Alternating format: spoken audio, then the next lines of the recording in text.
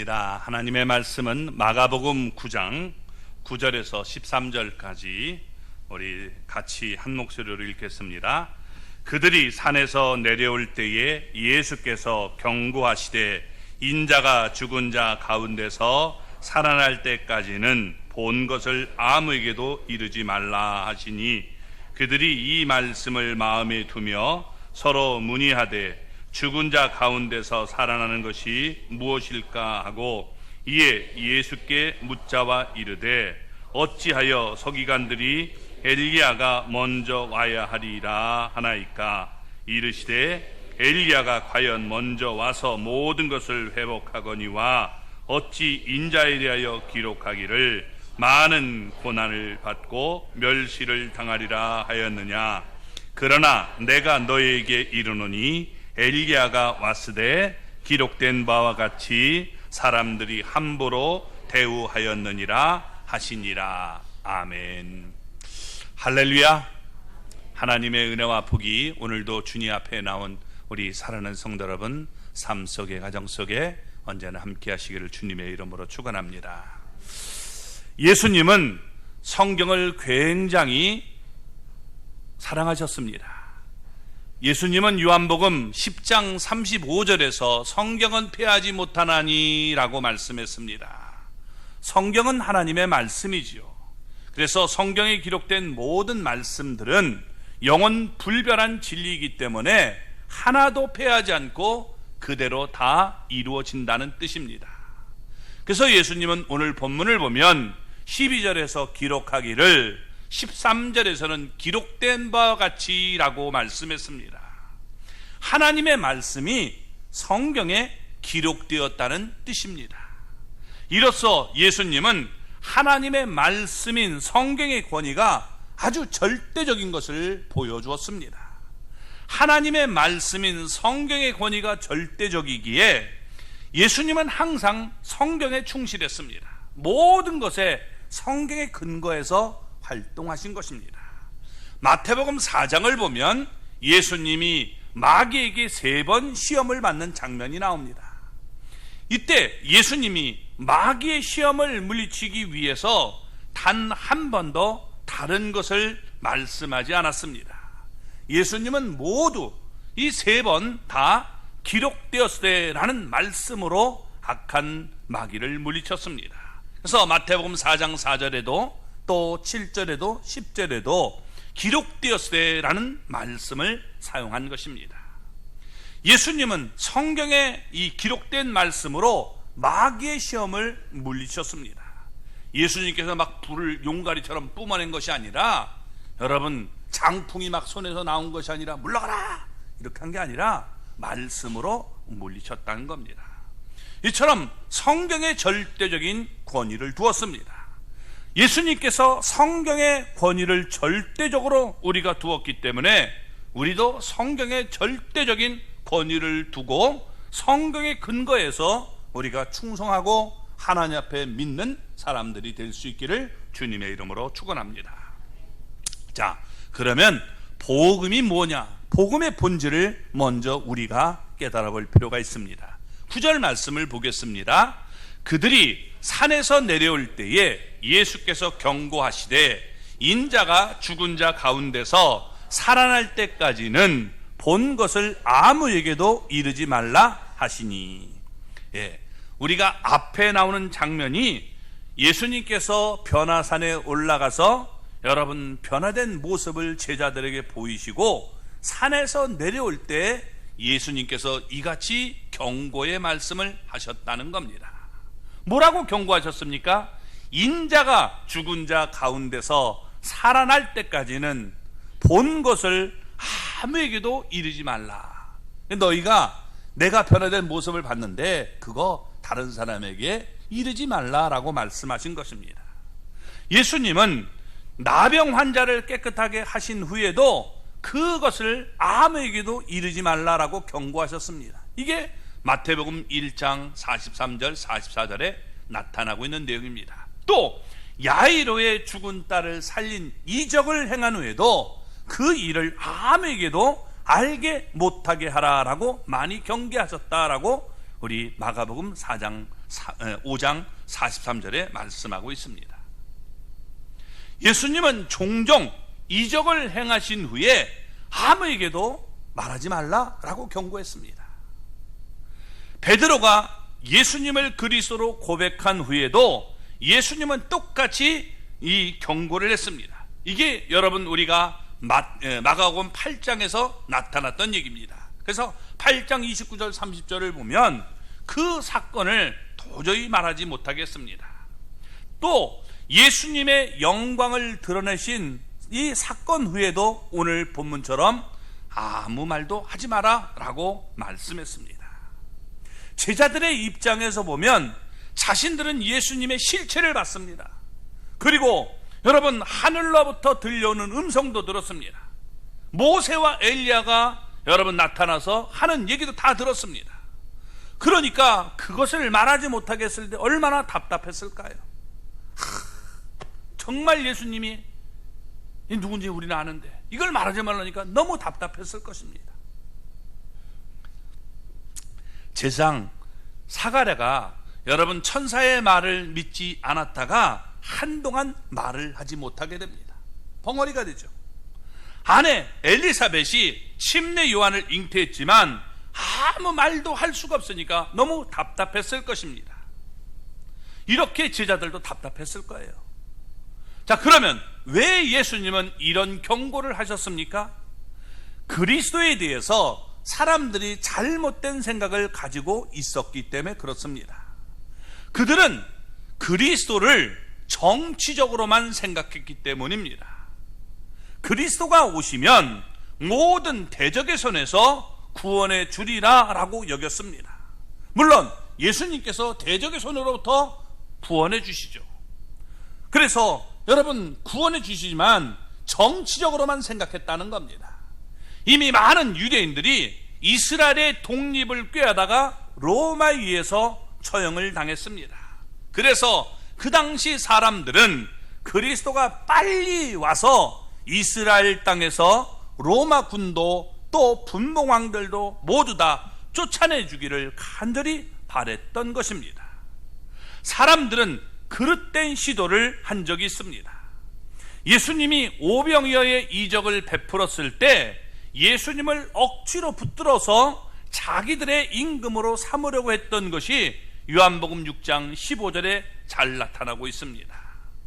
그들은 예수님을 임금으로 세우고 나라의 독립을 얻고 또 예수님이 우리의 왕이 되면 땅 문제 다 해결될 수 있다 이렇게 생각한 것입니다.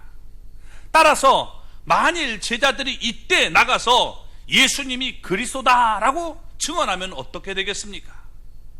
예수님은 그리스도입니다. 우리가 주님의 영광을 받습니다. 모세와 엘리야가 나타나 증언하는 내용도 다 들었습니다. 빛난 구름 속에서 하나님이 증언하시는 말씀도 우리가 똑똑히 들었습니다. 그러면 사람들은 예수님을 억지로 붙들어서 임금으로 삼으려고 시도할 것이니 예수님께서 본 것을 아무에게도 이르지 말라라고 경고를 하셨던 겁니다. 그러나 예수님이 죽은 자 가운데서 살아나면 사정이 달라지게 됩니다. 예수님은 로마를 정복하기 위해서 오신 분이 아닙니다. 죄와 죽음과 사탄의 권세를 정복하기 위해서 오셨습니다. 예수님이 죽은 자 가운데서 다시 살아나면 사람들은 이 사실을 이제 깨닫게 될 것입니다. 그러니까 그때까지는 아무에게도 이르지 말라라고 경고를 하신 것입니다. 죽은 자 가운데서 살아난 후에 십자가와 부활은 그리스도의 본질적인 살김을 깨닫게 될 것이고 제자들은 비로소 온 천하에 다니며 만민에게 복음을 전하라 주님께서 말씀하신 일을 수행하게 되는 것입니다. 복음의 본질은 여러분 십자가 부활이기 때문에 이 십자가 부활을 증거해야 되는 겁니다. 근데 복음이 자꾸 변질돼요. 가난한 사람을 돕는 게 복음이다. 예, 가난한 사람이 돕는 게 여러분 그런 일이 있지만 복음의 본질은 아니에요. 잘못 생각하면 가난한 사람을 돕는 것이다. 그게 복음인 줄 알아요. 아니에요. 여러분 잘못된 겁니다. 복음은 십자가 부활입니다. 십자가 부활을 통해서 죄 사함이 나타나게 되고 구원받게 되고 천국에서 영생을 누리게 되는 것입니다. 이것이 바로 복음인데 복음이 자꾸 변질되고 있어요. 그래서 여러분 우리가 성경을 통해서 올바로 복음에 대한 확신을 가지고 있어야 되는 겁니다. 10절 말씀을 보겠습니다. 그들이 이 말씀을 마음에 두며 서로 문의하되 죽은 자 가운데서 살아나는 것이 무엇일까 하고. 자, 세 제자들은 예수님이 하신 말씀, 경고의 말씀을 그들의 마음에 두었다는 겁니다. 그래, 예수님이 이렇게 말씀하셨으니까 이거 꼭 기억해야지, 이렇게 했습니다. 자, 그러면서 서로 문의했다라고 말하고 있습니다. 무슨 얘기입니까? 베드로는, 여러분 베드로 후서 1장 16절에서 18절에 보면 그때 본 것과 들은 것을 생생하게 증언했습니다. 우리가 지난주에 나눴죠. 요한도 그때 그가 본 예수님의 영광을 밝히 증언했던 것입니다. 요한복음 1장 14절의 내용이 바로 그것입니다. 산에서 내려온 제자들의 마음속에 예수님이 분명히 그리스도라는 걸 분명히 믿었지만, 그런데 자신의 마음속에 떠오르는 의문이 있었던 겁니다. 그게 뭐냐? 죽은 자 가운데서 살아나야 할 것이다 라고 말씀하신 것이 자꾸만 의문이 생기게 된 것입니다. 아니, 다시 이 죽었다가 살아난다면 못하러 죽으셔? 안 죽으면 되지. 그런 능력이 없을까? 이렇게 스스로 생각하는 겁니다. 그죠?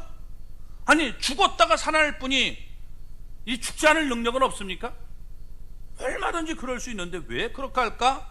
그러니까 자기들이 이해가 안 되니까 자기끼리 서로 문의를 했다라고 말하고 있습니다. 그들은 예수님이 그리스도인 것은 조금도 의심하지 않았습니다. 그러나 그리스도가 죽임을 당해야 된다는 사실은 이해하지 못하고 있었던 것입니다. 빌립보 가이사랴에서 그리스도로서 죽임을 당할 것이다 라고 말씀했습니다. 그러자 베드로가 그리하지 마옵소서 예수님을 막 꾸짖으며 붙들고 항변했습니다. 변해산에서 모세와 엘리야가 예수님의 죽음을 말했습니다. 그러자 베드로는 예루살렘에 올라가서 죽어야 될 이유가 뭐가 있습니까? 여기에 초막을 짓고 여기 우리 머무릅시다 라고 원했던 것입니다. 다시 예수님은, 여러분 우리 마가복음 9장 31절을 보면 자신이 죽은 자 가운데서 살아날 것을 말씀했습니다. 사람들의 손에 넘겨져 죽임을 당하고 죽은 지 3일 만에 살아나리라, 이렇게 말씀을 하십니다. 그러자 마가복음 9장 32절의 말씀은 제자들이 그 말씀을 깨닫지 못했기 때문에 물어야 되는데 묻기도 두려웠다라고 말합니다. 왜냐하면 베드로가 조금 전에 예수님 앞에 여러분 그렇게 얘기했다가 야단 맞았으니까 이게 잘못하면 야단 맞겠다. 그리고 예수님의 죽음을 믿고 싶지도 않았기 때문에 그걸 물으려고 하지 않았던 겁니다. 계속 예수님이 이렇게 말씀하셔요. 또 우리가 마가복음 10장을 넘어가면 10장 33절 34절에서 다시 한 번 더 자신이 죽임을 당해야 된다라고 밝힙니다. 이때 야고보와 요한은 예수님이 영광 중에 임하실 때 예수님 우편에 좌편에 앉게 해달라라고 구하는 모습을 보여줍니다. 이렇듯 제자들은 예수 그리스도의 영광만을 생각하고 있었다는 겁니다. 그들도 유대교의 가르침을 받고 자랐기 때문에 이렇게 얘기하고 있는 겁니다. 그러니까 어떤 말씀이 잘못 들어오면 계속 이것이 기준이 돼 남아 있어요. 그래서 여러분 이게 잘못됐는 걸 아는데도 쉽게 고칠 수가 없는 거예요. 쉽게 고치지 못해요. 계속 그것이 기준이 돼요. 그러니까 여러분 문제가 되는 겁니다. 자, 그들도 지금 유대교의 가르침을 받고 자랐기 때문에 자꾸 이것이 이해가 안 되는 것입니다. 제자들이 산에서 내려오면서 예수님께서 죽은 자 가운데서 살아나야 한다는 말씀을 이해하지 못했기 때문에 서로 주고받고 문의했다라고 말씀합니다. 자, 그런데 이들은 의문점이 있을 때 잘한 점이 있어요. 그게 뭐냐? 예수님께 물었다는 거예요. 11절 말씀을 볼까요? 이에 예수께 묻자와 이르되 어찌하여 서기관들이 엘리야가 먼저 와야 하리라 하나이까? 산에서 내려온 제자들의 마음속에 떠오르는 질문은 그리스도가 죽은 자 가운데서 살아나야 한다는 말씀이 도저히 이해가 안 됐던 겁니다. 그러니까 이 말씀이 그렇다면 서기관들이 그리스도가 오기 전에 먼저 엘리야가 오게 된다라는 말씀, 도대체 이게 무슨 말씀입니까? 라고 물었던 것입니다. 서기관들은 장로들의 전통에 의해서 그런 말을 질문한 것이 아닙니다. 성경의 근거에서 여러분 예수님께 물었습니다. 어떤 말씀입니까? 말라기 3장 1절의 말씀은 그리스도가 오시기 전에 그의 길을 준비할 사자가 먼저 보내심을 받도록 여러분 성경에 기록이 되어 있는 것입니다. 말라기 3장 1절에 그리스도가 오시기 전에 그의 길을 준비할 사자가 먼저 보냄을 받는다라고 말씀했습니다. 이사야 40장 3절은 그 사절을 외치는 자의 소리다라고 말씀했습니다. 외치는 자의 소리. 그리고 말라기 4장 5절은 그 사자를 누구라 하느냐? 엘리야다라고 말을 합니다.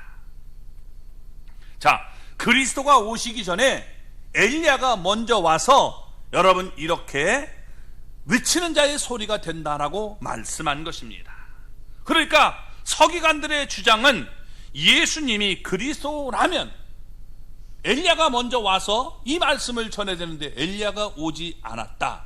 그러니까 예수는 그리스도가 아니다라고 하는 논리를 폈던 것입니다. 따라서 서기관들의 이런 영향을 받은 사람들은 예수님을 그리스도라고 받아들일 수가 없었던 것입니다. 그런 사람은 기껏 예수님을 엘리야 정도로 간주했습니다. 저 사람 능력이 있으니까 엘리야 이렇게 생각한 겁니다.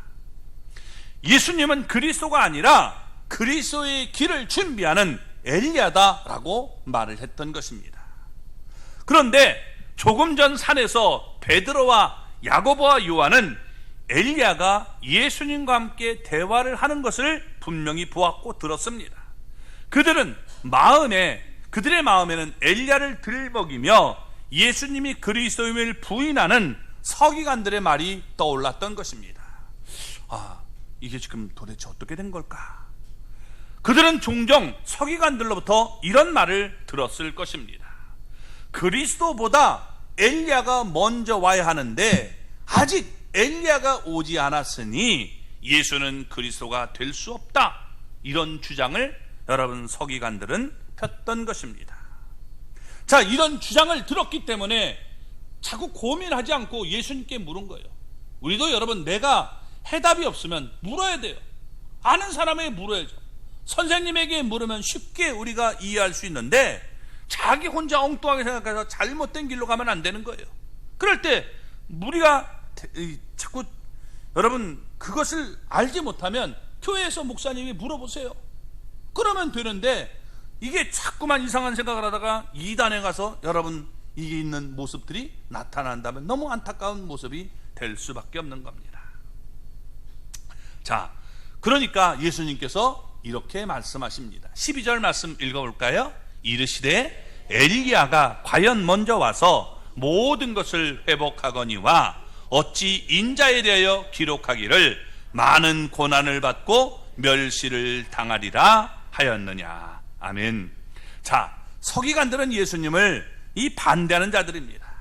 그래서 마가복음 여러분 3장 22절을 보면 그들은 예수님이 바알세불 곧 귀신의 왕 사탄이 집혔다라고 주장을 했습니다. 그에게 붙잡혀서 저런 행동을 하는 것이다 라고 말씀했습니다. 그렇지만 예수님은 엘리야가 먼저 와야 된다는 말을 그대로 인정했습니다. 맞다. 엘리야가 먼저 와야 된다. 왜냐하면 그 사실이 성경에 분명히 기록이 되어 있기 때문에 엘리야가 그리스도보다 먼저 와야 된다라고 말씀한 겁니다. 자, 말라기 4장 6절을 보면 여러분 그 말씀에 엘리야가 그리스도보다 먼저 와서 회복의 역사를 일으킬 것을 얘기하고 있습니다. 그래서 예수님은 그의 제자들에게 엘리야가 과연 먼저 와서 모든 것을 회복하는 것이 옳다라고 말씀을 했습니다. 베드로와 요한과 야고보 이 세 사람은 산에서 예수님의 영광을 봤습니다. 그들은 모세와 엘리야의 증언도 들었습니다. 하나님이 친히 예수님에 대해서 증언하는 말씀도 들었습니다. 따라서 예수님이 그리스도다라는 확신은 분명히 있었습니다. 그러면 예수님이 그리스도인이 분명한데, 그렇다면 한 가지 문제, 그리스도보다 먼저 와야 할 엘리야는 도대체 어디에 있는가? 그가 누군가? 여러분, 이런 문제를 지금 안고 있는 겁니다. 그래서 서기관들의 말을 인용해서 엘리야 그러면 그는 누구일까요? 이렇게 물어보고 있는 겁니다. 이에 대해서 예수님은 엘리야가 먼저 와서 모든 것을 회복한다라고 말씀했습니다. 그러니까 엘리야의 역할은 회복하는 자라는 거예요. 이 회복을 시키는 자임을 말씀했습니다. 왜냐하면 하나님의 말씀 성경에 그렇게 기록하고 있기 때문입니다. 예수님은 엘리야가 먼저 온 것에 대해서 구체적으로 설명하는 것은 잠시 보류를 하고 그 대신 성경의 또 다른 사실을 말씀하고 있습니다. 그게 뭐냐? 먼저 와야 할 엘리야의 말씀이 아니라 그리스도에 관한 말씀을 먼저 얘기하고 있는 겁니다. 이걸 먼저 이해해야 너희가 쉽게 알아들을 수 있다는 것이죠. 뭐냐? 12절 우리 하반절을 보면 이렇게 말합니다. 같이 한번 읽어볼까요? 어찌 인자에 대하여 기록하기를 많은 고난을 받고 멸시를 당하리라 하였느냐. 아멘. 자, 그리스도가 이 와서 영광만 받는 게 아니라 고난을 당한다는 거예요. 멸시를 당한다. 이게 성경에 기록이 되어 있다라고 말씀하고 있는 거죠. 우리가 여러분 성경 말씀도 한 가지 내용만 강조하면 그게 이단이 되는 거예요. 성경을 우리가 두루 보고 그 말이 의미를 우리가 알아야지, 여기 이렇게 나왔잖아요 이러면서 여러분 이게 주장하면 곤란한 거예요. 예를 들면 이런 얘기예요. 우리 성경을 보면 하나님의 말씀을 받은 자를 우리가 신이라 하거늘, 성경에 이런 얘기가 나온단 말이에요. 그러니까 하나님의 말씀을 내가 받으면 나도 신이 된다, 성경에 나온단 말이에요. 그러니까 내가 하나님의 말씀 받으면 나는 신이다.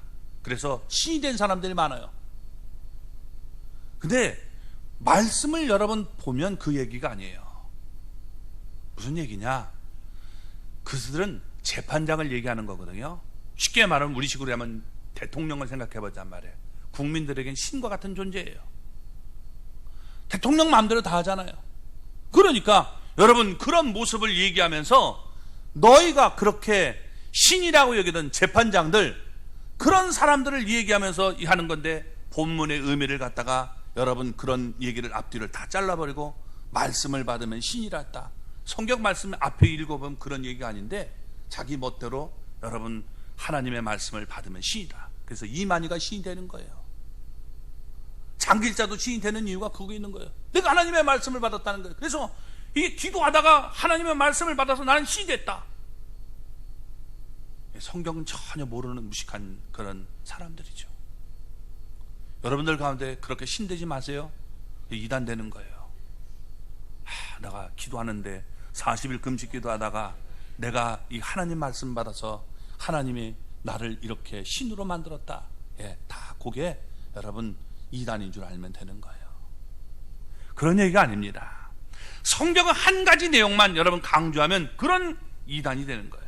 자, 그러면서 맞다, 예수님이 분명히 그리스도가 영광 중에 임하는데, 그런데 성경에 보면 그리스도는 또한 이 받을 고난과 멸시가 있다라고 말씀했습니다. 성경을 읽어보면 여러분 많은 고난을 당하는 그런 시편의 내용들이 있고 예언서에도 그런 내용이 나와요. 대표적인 내용이 이사야 53장의 얘기죠. 여러분 이사야 53장을 보면 3절에 멸시라는 단어가 나옵니다. 4절에는 고난이라는 단어가 나와요. 그리고 5절을 보면 그리스도가 받을 멸시와 고난의 내용을 아주 구체적으로 설명하고 있는 것입니다. 우리는 양 같아서 그릇 행하여 각기 제갈 길을 갔지만 여호와께서는 우리 무리의 모든 죄악을 그에게 담당시켜서 그가 고난을 당하게 된다는 거예요. 그러니까 예수님이 그리스도가 돼서 많은 고난을 받고 멸시를 당해야 될 것을 성경에 분명히 기록해 놓고 있다는 겁니다. 자, 하나님의 말씀인 성경이 기록하고 있기 때문에 이 말씀은 우리가 변개시킬 수가 없는 거예요. 바꿀 수 없다는 거예요. 그러면 예수님은 고난의 이 메시아로 오시고 그리스도로 오시고 또한 여러분 영광 중에 오시는 이 모습을 우리는 조화를 이루어야 되는 것입니다. 예수님이 이 땅에 오실 때 여러분 초림의 예수님은 고난당하기 위해서 오셔요. 그리고 재림하시는 예수님은 영광 중에 오셔요. 심판의 주로 오셔요. 그래서 여러분 요한계시록이 심판의 주로 오시는 예수님의 모습을 설명하고 있는 거예요.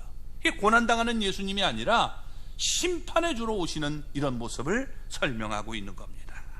자, 그래서 엘리야가 먼저 와서 지금 하는 일이 있는데 모든 것을 회복시켜야 된다는 겁니다. 성경에 기록된 대로 예수 그리스도로서 많은 고난을 받고 멸시를 당한다. 그러면서 여러분 예수님은 죽을 자 가운데서 살아나게 된다라고 말씀하십니다. 성경을 가지고 여러분 이렇게 말씀하신 것은 성경의 권위를 인정하고 있는 겁니다. 우리도 신앙생활을 잘하려면 성경을 여러분 우리가 올바로 알아야 되는 겁니다. 성경을 모르면 엉터리 얘기를 마음대로 할 수 있어요. 내가 기도하다가 꿈을 꿨는데 그런 얘기 여러분 믿으려고 하지 마시고 그 얘기가 성경에 우리가 올바른 내용인가를 살펴봐야 되는 거예요. 우리는 성경을 시시하게 여기고 있지 않습니까? 하나님의 말씀을 듣기보다 사람의 어떤 경험과 체험 또 여러분 우리 허탄한 그런 신화적인 얘기를 듣기를 좋아하고 있지 않습니까? 이것은 잘못된 태도인 것입니다. 우리도 예수님처럼 성경에 충실한 하나님의 사람이 되시기 바랍니다. 우리 침례교인들은 여러분 별명이 있어요. 그게 뭐냐? 성경을 사랑하는 자라는 별명을 가지고 있습니다. 그래서 옛날부터 성경을 정말 많이 읽고 성경대로 순종하고 따르려고 했던 그런 모습이에요. 그래서 여러분 우리도 이렇게 성경에 순종하고 따를 수 있는 하나님의 사람이 되시기를 바랍니다. 자, 그러면서 이제 성경이 어떻게 지금 성취되고 있는지를 우리에게 13절에서 얘기해 주고 있습니다. 13절 말씀을 보겠습니다. 그러나 내가 너희에게 이르노니 엘리야가 왔으되 기록된 바와 같이 사람들이 함부로 대우하였느니라 하시니라. 아멘. 자, 서기관들은 아직도 엘리야가 오지 않았다라고 여겼지만 예수님은 아니야, 이미 엘리야는 왔다라고 말씀하고 있는 겁니다. 그러나 내가 너희에게 이르노니 엘리야가 왔을 때 엘리야가 이미 왔다는 거죠. 구약의 선지자들은 여호와께서 이르시되라고 말하면서 하나님의 말씀을 대언했습니다. 그런데 여기 보면 예수님은 내가 너희에게 이르노니, 내가 여호와가 아니라 내가 이른다. 이 말씀은 하나님이 되신 그분이 직접 말씀하고 있는 것을 우리에게 보여주고 있는 겁니다. 자, 이사야 선지자는 외치는 자의 소리가 먼저 와서 그리스도의 길을 예비할 것이다 라고 말씀했습니다. 또 말라기 선지자는 그 사람이 누구냐? 엘리야인데 그리스도보다 먼저 와서 모든 것을 회복한다라고 했습니다. 자, 이 말씀은 여러분 누가 준 것입니까? 하나님이 주신 말씀입니다. 자, 그런데 이제 예수님께서 엘리야가 이미 왔다라고 선포했습니다. 엘리야가 이미 왔다. 아니, 엘리야가 언제 왔어요? 우리가 생각하는 엘리야가 아닌 거예요. 예수님도 여러분 자기들이 생각하는 예수님이 아니었단 말이에요. 예수님은 마태복음 11장 14절에서 이렇게 말합니다. 만일 너희가 즐겨 받을진대 오리라 한 엘리야가 곧 이 사람이니라. 아멘. 여러분, 오리라고 한 엘리야가 바로 이 사람이다. 그때 여러분, 이 사람이 누구냐? 침례 요한을 얘기하고 있는 겁니다. 침례 요한이 바로 엘리야다라고 얘기하고 있는 겁니다. 마태복음 17장 12절 말씀을 볼까요? 내가 너희에게 말하노니 엘리야가 이미 왔으되 사람들이 알지 못하고 임의로 대우하였도다. 아멘. 그까지만 보겠습니다. 예, 엘리야가 이미 왔지만 사람들이 그를 알아보지 못했다. 제자들까지 아직 알아보지 못하고 있음을 분명히 말씀하고 있는 겁니다. 그러면 왜 사람들은 엘리야를 분명히 왔는데 엘리야라고 알아보지 못했을까요? 그 이유가 뭘까요? 침례 요한이 엘리야라고 깨닫지 못한 이유가 있는 겁니다. 그게 뭐냐? 여러분, 구약 성경을 읽어보면 엘리야는 여러분 어떻게 돼요? 구름을 타고 어떻게 돼요? 병거 타고 구름으로 올라가죠. 구름 타고 올라가는 게 아니라, 여러분, 하늘로 올라갑니다. 병거를 타고. 그러니까 그 모습 그대로 온다고 생각한 겁니다. 그러니까 하늘로 올라갔으니까 하늘에서 엘리야가 이렇게 쫙 하고서 내려온다. 밧줄 타고 한번 이렇게 그 무대에서 쫙 화려하게 나타난 것처럼 그렇게 생각한 거예요. 근데 그렇게 나타났나요? 아니란 말이에요. 요한복음 1장 21절을 보면 유대교 지도자들이 침례 요한에게 사람들을 보내서 묻습니다. 내가 엘리야냐? 그러니까 침례 요한이 나는 아니라 라고 얘기를 합니다. 난 아닙니다. 그 이유가 뭐냐? 사람들이 생각하는 것은 침례 요한이라면 하늘에서 이렇게 내려오는 그런 뭐냐면 엘리야가 돼야 되는데 너 그 사람이냐? 하늘로 올라갔던 그 사람이냐? 나는 그 사람 아닙니다 라고 얘기합니다. 근데 예수님은 침례 요한이 엘리야다라고 말을 합니다. 그러면 어떻게 여러분 침례 요한이 엘리야가 될 수 있습니까? 요한도 자기가 아니라고 하는데. 여러분, 누가복음 1장을 우리가 보면 천사 가브리엘이 침례 요한의 아버지 사갈에게 나타나서 엘리사벳이 아들을 낳을 것이다 라고 밝힙니다. 그리고 그 아들의 이름을 요한이라고 부르도록 만듭니다. 요한, 여러분, 요라는 말은 여호와의 우리 약자예요. 준말. 우리 요즘 준말 많이 쓰죠, 애들이. 그죠? 그런 것처럼 요나, 야, 이 말은 다 뭐냐면 준말을 얘기하고 있는 거예요. 요, 야, 이런 것들은 여호와의 준말입니다. 그러니까 여호와는 한, 이 한 하는 말은 이게 뭐냐면 은혜롭다는 말이에요. 그래서 하나님은 은혜로운 분이다. 여호와는 은혜로운 분이다. 이런 말을 해주고 있는 겁니다. 그래서 죄를 진 사람들을 받아주고 용납하시는 은혜로운 분임을 보여주고 있는 거예요. 자, 그러면서 이렇게 얘기합니다. 누가복음 1장 17절 아주 중요한 얘기가 나옵니다. 같이 한번 읽어볼까요? 그가 또 엘리야의 심령과 능력으로 주 앞에 먼저 와서 아버지의 마음을 자식에게 거스리는 자를 의인의 슬기에 돌아오게 하고 주를 위하여 세운 백성을 준비하리라. 아멘. 여기 보면 엘리야의 심령과 능력으로 주 앞에 먼저 온다는 거예요. 그러니까 옛날에 이렇게 하늘로 올라갔던 그 엘리야가 오는 게 아니라 엘리야의 심령, 그것과 능력을 가지고 주님 앞에 와서 그런 일을 하게 될 것이다. 엘리야가 여러분 한 일이 뭐예요? 엘리야가 어떤 일을 했죠? 이스라엘 백성들이 우상을 숭배했잖아요. 그죠? 바알과 아셀에게 빠졌단 말이에요.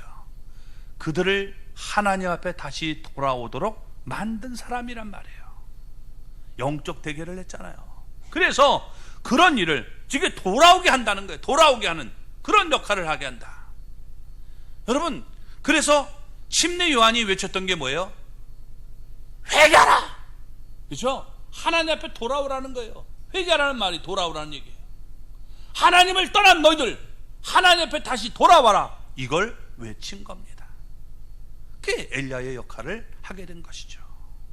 말라기 4장 5절 6절을 보면 이렇게 얘기합니다. 보라, 여호와의 크고 두려운 날이 이르기 전에 내가 선지자 엘리야를 너희에게 보내리니 그가 아버지의 마음을 자녀에게로 돌이키게 하고 자녀들의 마음을 그들의 아버지에게로 돌이키게 하리라. 돌이키지 아니하면 두렵건대 내가 와서 저주로 그 땅을 칠까 하노라 하시니라. 아멘. 예, 이렇게 여러분 얘기하고 있는 겁니다. 그래서 이렇게 지금 돌아오도록 만든 역할을 지금 침례 요한이 하게 됨을 보여주고 있는 거예요. 그래서 지금 우리가 마가복음 1장을 우리가 살펴보면 침례 요한은 엘리야의 복장으로 나타납니다. 그리고 여러분 어떻게 돼요?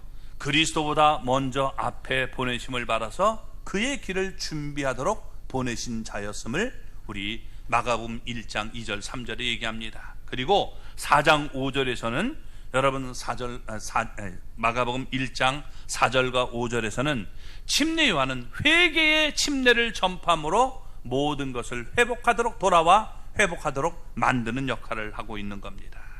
이와 같이 침례 요한이 엘리야의 심령과 능력으로 그리스도보다 먼저 앞에 와서 이런 일을 하게 될 것이다 라고 말하고 있는 것입니다. 그래서 이것이 바로 성경에 그대로 이루어졌고 그 다음에 내가 이렇게 그리스도로 와서 실체를 이루고 있는 것이다 라고 얘기하므로 그들이 궁금했던 것을 풀어주는 이런 모습을 보여주고 있는 겁니다. 자, 그러면서 13절 이 마지막 부분에 이렇게 합니다. 기록된 바와 같이 사람들이 함부로 대우하였느니라 하시니라. 아멘. 열왕기상 19장 1절에서 10절 말씀을 보면 이스라엘 왕 아합과 그의 아내 이세벨이 엘리야를 죽이려고 했습니다. 그러나 하나님은 엘리야를 보호해서 그를 회오리 바람으로 하늘로 올려 보내셨습니다. 엘리야로 온 이 침례 요한도 사람이 함부로 대우했던 것입니다. 그러더니 분봉왕 헤롯과 그의 아내 헤로디아는 침례 요한의 목을 베고 말았습니다. 마태복음 7장 13절에서 이렇게 말합니다. 그제서야 제자들이 예수께서 말씀하신 것이 침례 요한인 줄을 깨달으니라. 그때 이제 예수님이 이렇게 말씀을 풀어주니까 그래서 침례 요한이 지금 엘리야 역할을 한 사람이구나 이렇게 알고 예수님이 그리스도라는 사실을 더 구체적으로 깨닫게 되었다는 겁니다. 성경에 기록된 대로 과연 엘리야인 침례 요한이 그리스도 예수님보다 먼저 와서 6개월이죠. 먼저 와서 그리스도의 길을 준비했던 것입니다. 예수님은 하나님의 말씀인 성경은 반드시 성취된다라고 말씀했습니다. 성경에 기록된 대로 엘리야가 과연 먼저 왔습니다. 성경에 기록된 대로 사람들은 그리스도보다 먼저 온 엘리야를 함부로 대했습니다. 예수님은 많은 고난을 받고 버림받고 죽임을 당하고 사흘 만에 살아나는 것입니다. 모든 것이 그대로 성취되었습니다. 성경에 기록된 대로 예수님은 영광으로 거룩한 천사들과 함께 다시 오실 것입니다. 이게 하나님의 말씀입니다. 그래 여러분, 이제 다시 오시는 예수님은 심판의 주로 영광의 주로 오시는 거예요. 그래서 초림의 예수님은 고난받기 위해 오셨고 재림의 예수님은 영광 중에 심판하러 오신다는 사실을 우리가 알아야 되는 거예요. 초림의 예수님 모르고 우리가 좋아하는 영광만 취하려고 하니까 너무 주님은 안타까웠던 것입니다. 오늘 우리는 여러분 성경을 읽고 성경에 우리가 정말 정통할 수 있는 사람이 되시기 바랍니다. 예수님을 우리가 본받아 성경 말씀을 우리가 자꾸 읽고 묵상하는 그런 삶을 가져야 되는 것입니다. 그럴 때 여러분 우리가 올바로 신앙생활을 할 수 있고 예수님이 다시 오실 때 우리가 칭찬받는 성도가 될 수 있는 거예요. 성경을 사모하는 하나님의 사람들이 될 수 있기를 바랍니다. 예수님은 다시 오십니다. 아멘. 우리 옆에 분 손 붙잡고 우리 이렇게 인사 나누겠습니다. 예수님은 다시 오십니다. 그때 우리 칭찬받기를 바랍니다. 여러분 그 믿음을 우리가 갖고 나갈 수 있는 저와 여러분이 되기를 주님의 이름으로 축원합니다.